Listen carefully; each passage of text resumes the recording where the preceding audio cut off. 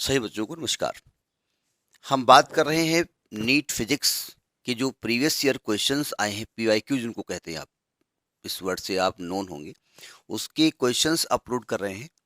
Chapter है electrostatics, potential and capacitance. फंडा clear होगा चैप्टर का तभी आप इसकी तैयारी कर रहे होंगे। ठीक है, हम एक वीडियो में एक एक क्वेश्चन अपलोड कर रहे हैं जानबूझ करके, नहीं इसलिए नहीं कि नंबर ऑफ वीडियोज बढ़ जाएं, इसलिए कि आप थोड़ा थोड़ा तैयार करते रहें। देखते हैं अगला क्वेश्चन। देखिए क्वेश्चन पीएमटी 2011 का है। जैसा कि हमने बार बार बताया कि पीएमटी बोले तो नीट, पहले उसका नाम पीएमटी था, अब नीट हो गया है। क्वेश्चन जब तक हम पढ़ते हैं तब तक आप देखिए और याद करिए कि क्या क्वेश्चन आपने कभी देखा है। नहीं मतलब कभी तो देखा ही है, हमारे वीडियोज जो पढ़े हैं उनमें कहीं देखा है। क्वेश्चन कह रहा है कि a parallel plate capacitor has a uniform electric field E volt per metre in the space between the plates. Parallel plate capacitor है तो सिंपल सी बात है, उसको बैटरी से जोड़ा गया होगा, तो उसकी वजह से एक प्लेट पे पॉजिटिव एक प्लेट पे नेगेटिव चार्ज क्रिएट हो गया और उसके बीच में एक इलेक्ट्रिक फील्ड क्रिएट होता है, उसकी वैल्यू इन्होंने ई दे रखी है। अच्छा, if the distance between the plate is D, plate के बीच की दूरी डी है, the area of each plate दिया है ए मीटर स्क्वायर, तो कहते हैं the energy stored in the condenser. Actually capacitor, sorry जो कंडेंसर है वही कैपेसिटर होता है। ठीक है, जरा देखिए क्या कह रहा है। जो कंडेंसर हम यूज़ कर रहे हैं वर्ड, एक्चुअली कंडेंसर जो होता है देखा होगा आपने बल्ब में, बल्ब सॉरी कहाँ बोल रहा हूँ, मोटर में या पंखे में देखा होगा, एक सेल टाइप का लगा होता है, वो कंडेंसर होता है। उसका काम होता है चार्ज को स्टोर करना। ठीक है, तो वही कैपेसिटर उसके अंदर लगा होता है, तो कंडेंसर यूज़ कर दिया। कह रहे हैं कि ये कैपेसिटर की प्लेट है, इसका एरिया ए है। ठीक है, इसको ऐसे रखा गया इसलिए ये वाली आपको प्लेट दिखाई पड़ रही है। ये प्लेट है कैपेसिटर की, इस पर आपने चार्ज बैटरी से दिया होगा।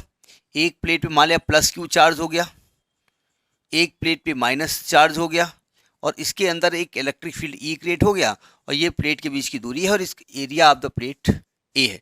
तो कहते हैं इसमें एनर्जी स्टोर्ड क्या होगी। अगर आपको याद हो तो एनर्जी का फार्मूला होता है हाफ सी वी स्क्वायर। हम प्रूफ नहीं कर रहे हैं, ये क्वेश्चन डिट्टो क्वेश्चन, ये हमने 40वां वीडियो जो इसका हमारा होगा 40 नंबर का इस प्ले लिस्ट में, उसमें यही क्वेश्चन है, सेम क्वेश्चन है। लेकिन अब चूंकि ये 2011 का है तो हमने उसमें नहीं बताया था, भूल गए थे, तो हम कहा ये वाला अपलोड कर दें।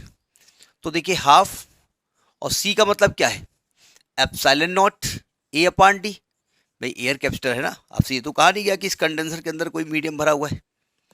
और वी के फॉर्म में आंसर नहीं दिया गया है, इलेक्ट्रिक फील्ड की फॉर्म में दिया है। तो हम जानते हैं वी जो होता है वो ई इंटू डी होता है का होल इसका, बस आगे answer half epsilon not a upon D into E square into D square.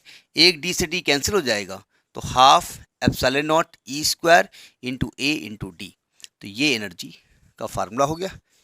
ये 45th क्वेश्चन है और इसका जो पार्ट सही है half epsilon not E square A into D, पर सी पार्ट इसमें दिया हुआ है, सी पार्ट इज करेक्ट, इसका सी पार्ट करेक्ट है। एक और जानकारी मैं इसमें दे दूं, कभी कभी आपसे एनर्जी डेंसिटी पूछ लेते हैं, एनर्जी पर यूनिट वॉल्यूम, तो करेंगे क्या, एनर्जी डेंसिटी स्मॉल यू मान लेते हैं, तो टोटल एनर्जी निकाली है, इसको इसके वॉल्यूम जो इसका होगा उससे डिवाइड कर दो। वॉल्यूम क्या होगा, एरिया प्लेट इंटू डिस्टेंस ए इंटू डी। तो जब ए इंटू डी से इसको डिवाइड कर दोगे तो half epsilon not E square, तो एनर्जी डेंसिटी का फॉर्मूला है। ये ध्यान रखिएगा एग्जामिनेशन में कि आपको वी के टर्म में तो नहीं दिया गया है, तो यहाँ से वी नहीं हटाएंगे, फिर आप किस टर्म में दिया है ये देखना पड़ेगा। ठीक है, तो ये क्वेश्चन पीएमटी 2011 का है। Next video, thank you.